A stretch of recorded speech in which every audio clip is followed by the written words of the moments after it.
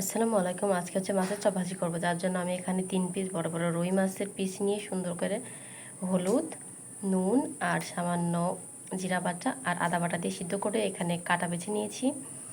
আর এখানে ধনে পাতা, আলু সিদ্ধ, এটা হচ্ছে রসুন বাটা, আদা বাটা, পেঁয়াজ আর কাঁচামরিচ কেটে রেখেছি। আর লাগবে সামান্য জিরা গুঁড়া, জিরা ভাজা গুঁড়া, আর লাগবে হচ্ছে গরম মশলার গুঁড়া। আমি কড়াইতে সামান্য তেল গরম করে সব মশলাগুলো দিয়ে দিয়েছি, শুধু আলু আর ধনে পাতাটা বাদে সামান্য নুন, হলুদের গুঁড়া আর ধনে গুঁড়া দিয়ে দিয়েছি। রসুন বাটা আর আদা বাটাটাও আমি কিন্তু দিয়ে দিয়েছি।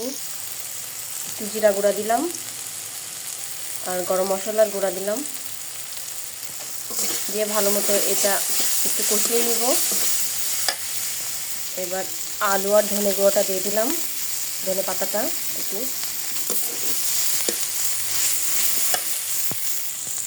মাছটাও দিয়ে দিলাম। ভালো মতো সবগুলো মশলার সঙ্গে মিশিয়ে নিব, কষিয়ে নিব ভালো মতো, যাতে মশলাটা মাছের সঙ্গে লেগে যায়। ভালো মতো নেড়ে চেড়ে নিতে হবে।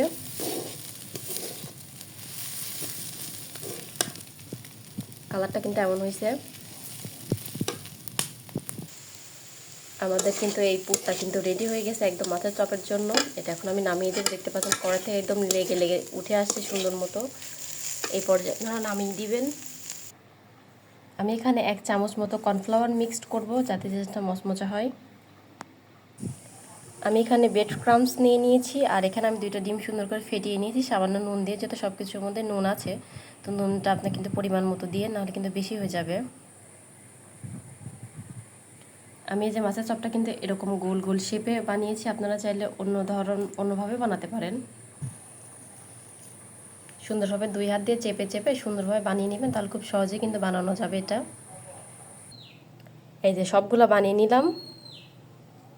এবার একটা একটা করে সুন্দর করে এই ডিমের গোলার মধ্যে দিয়ে আপনার এই যে ব্রেড ক্রাম্বসের মধ্যে সুন্দর করে উপরে এই ব্রেড ক্রাম্বসের গুঁড়োটা সুন্দর করে ছড়িয়ে দিয়ে এরকমভাবে কোট করে ভেজে নিতে হবে।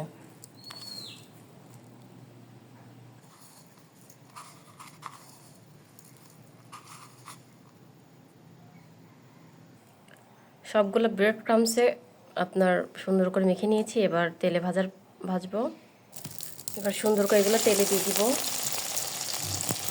মিডিয়াম আছে আস্তে আস্তে ভেজে নেবেন।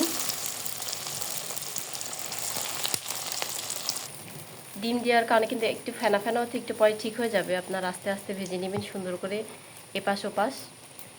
আর আগে এটা উল্টে দিতে যাবেন না, নাহলে কিন্তু ভেঙে যাবে। একটু পিঠটা হবে, তারপর উল্টে দিবেন।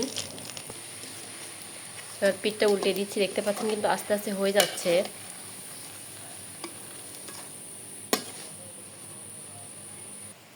দেখতে পাচ্ছেন বড়াটা কিন্তু একদম ভাঙিনি, চপটা সুন্দর মতো হয়ে গেছে। আপনারা চাইলে ডিমের কুসুমটা বাদ দিতে পারেন, নাহলে এরকম ফেনা ফেনা হয়ে যাবে, ভাজা একটু অসুবিধা হবে। তৈরি হয়ে গেল মজাদার মাছের চপ, যেটা খেতে দারুণ মজা। খুবই অল্প সময়ে এটা বানানো যায়। তো আজকে বানালাম হচ্ছে মাছের চপ।